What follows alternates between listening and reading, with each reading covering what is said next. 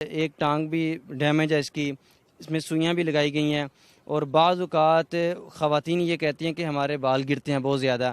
اب دیکھیں کہ سر کے اوپر بھی نشانات لگائے گئے ہیں، کیل لگائے گئے ہیں۔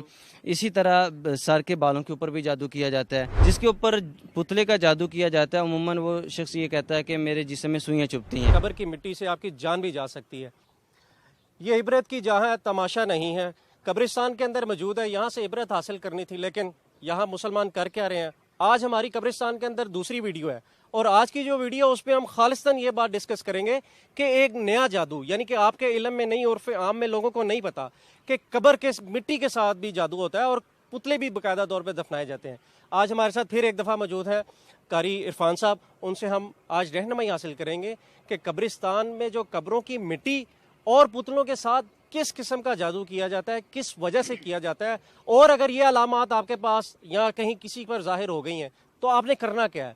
السلام علیکم قاری صاحب۔ وعلیکم السلام ورحمۃ اللہ۔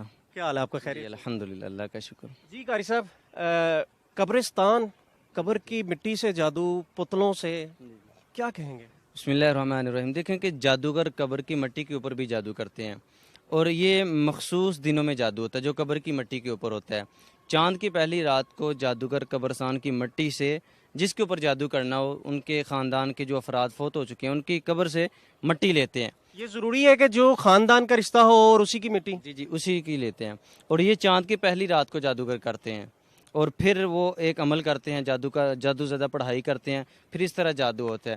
اب دیکھیں کہ قبر کی مٹی کے اوپر جو جادو کرتے ہیں عموماً یہ موت کا جادو کرتے ہیں، بیماری کا جادو بھی کرتے ہیں۔ اللہ کے رسول صلی اللہ علیہ وسلم نے فرمایا کہ تم اپنی قبروں کے اوپر کتبے نہ لگاؤ۔ اب دیکھیں کہ اگر رسول اللہ صلی اللہ علیہ وسلم کی حدیث پر عمل کرتے، یہ کتبے نہ لگاتے، تو جادوگر کو کیسے پتہ چلے گا یہ فلاں کی قبر ہے؟ دوسرے نمبر پہ جو قبر کی مٹی کے اوپر جادو ہوتا ہے، اس سے بچنے کا طریقہ یہ ہے کہ جو شخص چاند دیکھنے کی دعا پڑھتا ہے، اللہ اکبر اللہم اہل علینا بالامن والایمان والسلامت والاسلام والتوفیق لما تحب وترضى ربنا وربک اللہ، ساری دنیا کے کائنات کے جادوگر مل کے بھی اس کو اوپر جادو نہیں کر سکتے اور اس کو کوئی نقصان نہیں پہنچا سکتے۔ یہ دیکھیں کہ رسول اللہ صلی اللہ علیہ وسلم کی کتنی حکمت زدہ باتیں ہیں۔ اور اسی طرح پتلوں کے اوپر بھی جادو ہوتا ہے۔ اب دیکھیں کہ ابھی یہ پتلا ادھر پڑا ہوا ہے ایک، تو ہم بتاتے ہیں کہ پتلے کے اوپر جادو کیسے ہوتا ہے۔ عموماً اس طرح کے پتلے آپ کو قبرستانوں میں دیکھنے کو ملیں گے، اور ایک ٹانگ بھی ڈیمیج ہے اس میں سوئیاں بھی لگائی گئی ہیں، اور بعض اوقات خواتین یہ کہتی ہیں کہ ہمارے بال گرتے ہیں بہت زیادہ۔ اب دیکھیں کہ سر کے اوپر بھی نشانات لگائے گئے ہیں، کیل لگائے گئے ہیں۔ اسی طرح سر کے بالوں کے اوپر بھی جادو کیا جاتا ہے۔ اچھا، میں اس کو پکڑ سکتا ہوں؟ جی پکڑ سکتے ہیں، کوئی بات نہیں۔ اچھا، دیکھیں کہ جو شخص صبح شام کے اذکار کرتا ہے وہ پکڑ بھی لے گا تو انشاءاللہ اللہ کے فضل سے جادو اس کے اوپر اثر نہیں کرے گا۔ اگر آپ کسی جگہ پہ جاتے ہیں، آپ کو جادو زدہ راستے میں کچھ چیز ملتی ہے، آپ اللہ کا نام لے کے حسبی اللہ لا الہ الا ہوا علیہ توکلت وہو رب العرش العظیم یہ پڑھ کے جادو زدہ اشیاء کے اوپر سے بھی گزر جائیں گے تو انشاءاللہ اللہ کے فضل سے جادو آپ کے اوپر اثر نہیں کرے گا۔ یعنی کہ ہماری جو آج سے کچھ سال چند سال پیچھے جائیں، ابھی بھی اکثر صبح صبح لوگ چونکوں کے اندر دال یہ وہ پھینک سیریاں پھینک دیتے ہیں، تو اگر آپ اذکار کر کے تو آپ کو کوئی پرواہ نہیں؟ انشاءاللہ اللہ کے فضل سے اذکار کر کے صبح شام کے اذکار کر کے آپ گزر جائیں گے تو یہ چیزیں اثر نہیں کریں گے۔ اور عموماً جن لوگوں کے اوپر پتلے کا جادو ہوتا ہے ان کو خواب اس طرح کے آتے ہیں، وہ خواب میں قبرستان دیکھتے ہیں، اور پھر بعض اوقات وہ غیر مسلموں کے قبرستان دیکھتے ہیں، عیسائیوں کے قبرستان۔ اس کا مطلب یہ ہے کہ جو پتلا دفن کیا گیا ہے وہ غیر مسلموں کے قبرستان میں دفن کیا گیا ہے۔ اور اسی طرح اگر مسلمانوں کا قبرستان ہو تو پھر وہ مسلمانوں کا قبرستان اس کو خواب میں آتا ہے، اور خواب میں وہ شخص دیکھتا ہے کہ جس طرح کے پتلے دفن ہیں اور پتلے نکل رہے ہیں یا قبرستان دیکھتا ہے، اس طرح کے خواب اس شخص کو آتے ہیں۔ جیسا کہ آپ نے بتایا کہ قبر کا جو ہے جادو وہ کسی کی موت کے لیے ہوتا ہے، پتلے کا جو ہے اس سے کیا کیا جادو کا کام لیا جاتا ہے؟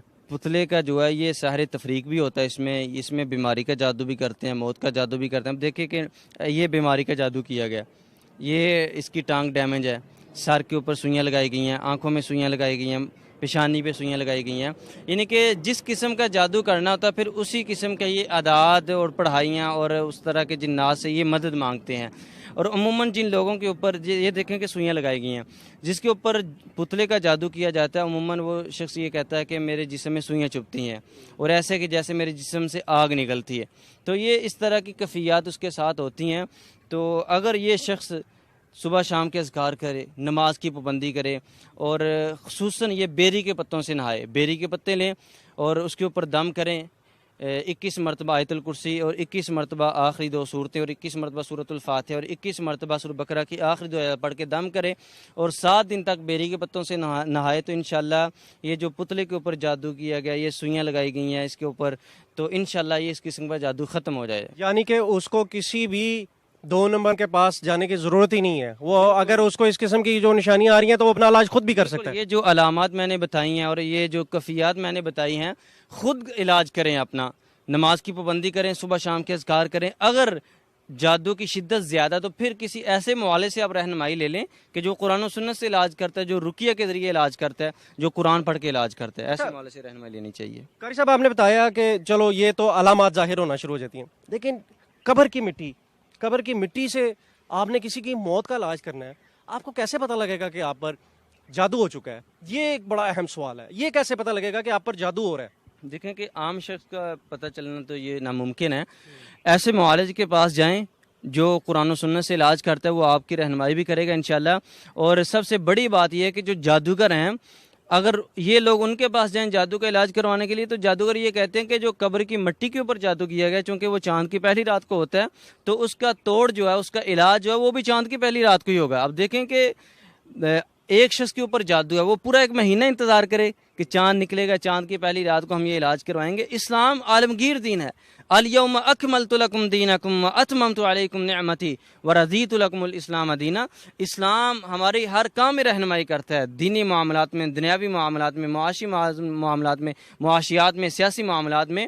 تو قرآن یہ کہتا ہے، قرآن سے ہم رہنمائی لیں. کسی بھی قسم کا جادو ہو تو فلق ناس پڑھیں انشاءاللہ. قبر کی مٹی کے اوپر جادو کیا گیا ہے، پتلے کے اوپر جادو کیا گیا ہے، تعویذات کے اوپر جادو کیا گیا ہے. آخری 2 صورتوں میں اللہ سبحانہ وتعالیٰ نے اتنی طاقت رکھی ہے کہ ہر قسم کے جادو کا یہ توڑ ہے. دیکھیں کہ جب رسول اللہ صلی اللہ علیہ وسلم کے اوپر جادو ہوا تو اس وقت آخری 2 صورتیں نازل ہوئی تھی. بالوں کے اوپر جادو ہوا تو اس سے یہ پتہ چلتا ہے کہ ہر قسم کا جادو آخری 2 صورتوں سے اس کا علاج ممکن ہے. اچھا، بڑا اہم سوال یہی ہے اور ہماری اس ویڈیو کا آخری سوال بھی یہی ہے کہ جس کے اوپر کوئی موت کا یا جادو کیا جا رہا ہو، کیا اس کو کوئی علامات پتہ لگ سکتی ہیں؟ بالکل. اس کو پہلی بات تو یہ ہے کہ نماز میں سستی اور جسم میں بے چینی، عصر سے لے کے مغرب اور عشاء کے درمیان اس کے سر میں درد، کندھوں میں درد، ٹانگوں میں درد. اور اسی طرح سب سے بڑی جو علامات ہیں ان میں سے یہ ہے کہ اس کو ڈرونے خواب آتے ہیں. خواب میں کبھی سانپ دیکھے گا، کبھی چھپکلی دیکھے گا، کبھی دیکھے گا کہ گندا پانی اور میں گندے پانی میں ہوں. اسی طرح کے خواب اس کو ڈرونے خواب آئیں گے. تو اس کا مطلب یہ ہے کہ اگر نماز میں سستی ہے، دیکھیں کہ شیطان سب سے پہلے عبادات سے دور کرتا ہے، اللہ کے ذکر سے دور کرتا ہے، پھر اس کے بعد آپ کے اوپر حملہ کرتا ہے. تو جب آپ کی نماز میں سستی، غفلت آ رہی ہے تو اس وقت آپ اپنا علاج شروع کر دیں. اب دیکھیں کہ صحابی رسول اللہ وسلم کے پاس آتے ہیں، اللہ کے نبی چند دنوں سے نماز میں خشوع خضوع نہیں ہے، کاروبار میں دل نہیں لگتا اور اللہ کے نبی سستی کاہلی ہے. تو اللہ کے رسول صلی اللہ علیہ وسلم نے ایک دعا بتائی، فرمایا کہ تم یہ دعا پڑھو، اللہم انی اعوذ بک من الہم والحزن واعوذ بک من العجز والکسل واعوذ بک من البخل والجبن واعوذ بک من غلبۃ الدین وقہر الرجال. وہ صحابی کہتے ہیں کہ میں نے اس دعا کو پڑھا، چند دن کی بات ہی وہ ساری کفیت ختم ہو گئی. تو اگر آپ کو یہ علامات ظاہر ہوتی ہیں تو آپ اس دعا کو کثرت سے پڑھنا شروع کر دیں. ہر نماز کے بعد 21 مرتبہ پڑھیں تو انشاءاللہ جادو کے اثرات ختم ہو جائیں گے. تو آپ نے آج قاری صاحب کی بات سنی. یقینی طور پر آپ اسی معاشرے کا حصہ ہیں جہاں پر یہ سب کچھ ہو رہے ہیں. اچھے برے لوگ، آپ کے دوست، آپ کے رشتہ دار، آپ کی قرب و جواہر میں بہت سے ایسے لوگ ہوں گے جو آپ سے خائف ہو سکتے ہیں، آپ سے کسی بھی طرح سے جیلسی ہو سکتے ہیں، لیکن پریشان ہونے کی ضرورت نہیں ہے. اسلام ایک مکمل ضابطہ حیات ہے. قاری صاحب نے کتنی زبردست طریقے سے ہماری رہنمائی فرمائی. حالانکہ یہ ساری باتیں آج سے 1400 سال پہلے نبی صلی اللہ علیہ وسلم نے ہمیں بتا دی، لیکن ہم اسلام کی طرف نہیں جاتے ہیں. ہمیں عادت ہے شارٹ کٹ ڈھونڈنے کی. لیکن اس میں ہوتا کیا ہے، اکثر اوقات جس طرح قاری صاحب نے بتایا کہ قبر کی مٹی سے آپ کی جان بھی جا سکتی ہے، اس پر جادو ہو سکتا ہے. لیکن اگر آپ شارٹ کٹ ڈھونڈیں گے تو یقینی طور پہ آپ ایک ایسی موت بھی مر سکتے ہیں جو اللہ کو پسند نہیں ہے. تو اسلام سے جڑیے. اسلام ہی آپ کی تمام بیماریوں کا، تمام مسائل کا حل ہے. مزید ویڈیوز کے لیے دیکھتے رہیں پیغام ٹی وی. اب جادو ہر چیز سے کیا جا سکتا ہے، اسلم تسلیم. اب اللہ کے نبی صلی اللہ علیہ وسلم نے فرمایا کہ اپنی قبروں پر کتبے نہ لگاؤ. قتل کا جادو قبر سے ہوتا ہے. قبر کی مٹی آپ کے کسی عزیز کی، وہ خبیث جو جادوگر ہے وہ کچھ ہزلیات پڑھتا ہے، کچھ منتر پڑھتا ہے، چاند کی ایک تاریخ ہوتی ہے. اس میں میں وہ چیزوں کا نام نہیں لوں گا کیونکہ اس میں سارے وہ تو نہیں ہیں جو اثر لینے والے، کچھ سیکھنے والے بھی ہوں گے. صحیح. تو وہ میرے یا آپ کے کسی عزیز کی جس کے ساتھ میرا خونی تعلق ہے، رشتہ ہے، بلڈ ریلیشن ہے جہاں. ہاں جی، اس قبر کی ایک چٹکی مٹی لے گا. اچھا جی. چاند کی ایک تاریخ ہوگی. اچھا جی. یہ جو قتل کا جادو ہے. اچھا جی. تو اس پر وہ عمل کرے گا. کچھ پڑھتا ہے، کچھ پڑھتا ہے، شیطان کو مخاطب کرتا ہے. وہ بندہ جو ہے وہ تھوڑا سا بیمار ہوتا ہے یا اسی وقت پڑھ کے مر جاتا ہے. ٹھیک ہے. اب اگر میرا کتبہ لگا ہوگا میری والدہ کا یا میرے والد کا تو آسانی ہو جائے گی ڈھونڈنے میں کہ یہ سیلفی کی ماں کی قبر ہے، چلو مٹی لو تو اس کو اڑاؤ. اسلام یہاں ہمیں تحفظ دیتا ہے کہ کچھ نہ لکھو، اس کو گمنام رہے، قبروں پر کتبے نہ لگاؤ. کتبے نہ لگو. یہ نبی صلی اللہ علیہ وسلم کا فرمان ہے. اب یہاں سے اچھا، اب آپ صلی اللہ علیہ وسلم نے اور بہت سی ایسی چیزیں بتائیں جس سے ہمیں ان سے بچنا. اب جس نے اس جادو سے بچنا ہے وہ چاند دیکھنے والی جو دعا ہے صرف وہ پڑھ لے تو اس پر ساری دنیا کے جادوگر لگے رہیں تو اس پر اثر نہیں ہوگا. سیفٹی میئرز، یہ سیفٹی میئرز، صرف وہ دعا پڑھ لے چاند دیکھنے کی، ساری دنیا کے جادوگر اس پر جادو کریں نہیں ہوگا. یہ ہے سیفٹی. یہ کلام اللہ اور نبی پاک صلی اللہ علیہ وسلم کیا بتائی ہوئی احادیث ہیں. اب جادو کی حقیقت کو ماننا ہی ہماری عافیت ہے. اس میں کہ ہم اس کو مانیں گے تو اس کا مقابلہ کر سکیں گے. اگر ہم اس کو نہیں مانیں گے تو ہم وہ موجود ہے، شیطان موجود ہے، اس کے پاس قوت ہے. وہ اس نے قسم اٹھائی ہوئی ہے کہ اللہ مجھے تیری پروردگاری کی قسم ہے کہ میں تجھ سے بڑا ڈر لگتا ہے لیکن تیرے بندوں کو میں اپنے ساتھ دوست میں لے جاؤں. یہ یعنی اس نے وہاں سامنے کہا بھی، دھمکی بھی دی، سامنے سے آؤں گا، پیچھے سے آؤں گا، اوپر سے، نیچے سے، دائیں سے، بائیں سے میں آؤں گا، حملہ آور ہوں گا. سبحان.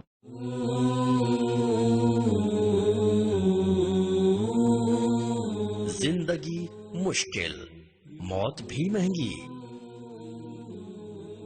مہنگے قبرستان، مصیبت میں انسان.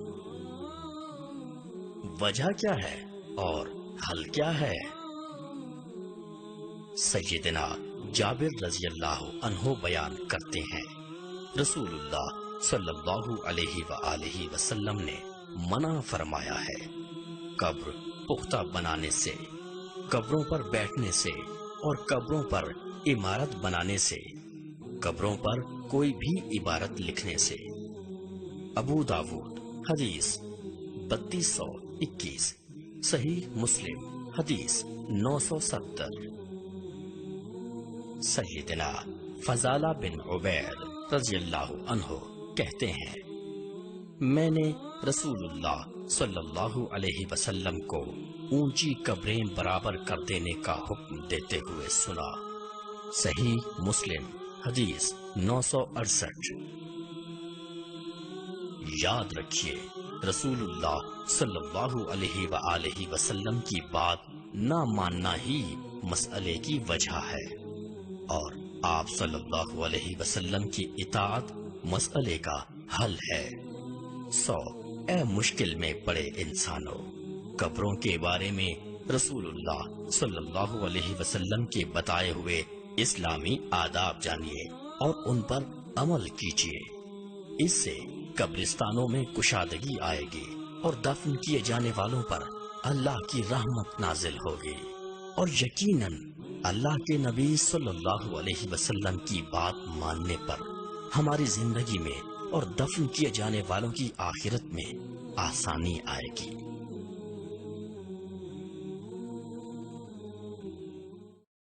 اللهم أهله علينا باليمن والإيمان والسلامة والإسلام. ربي وربك الله. الله أكبر.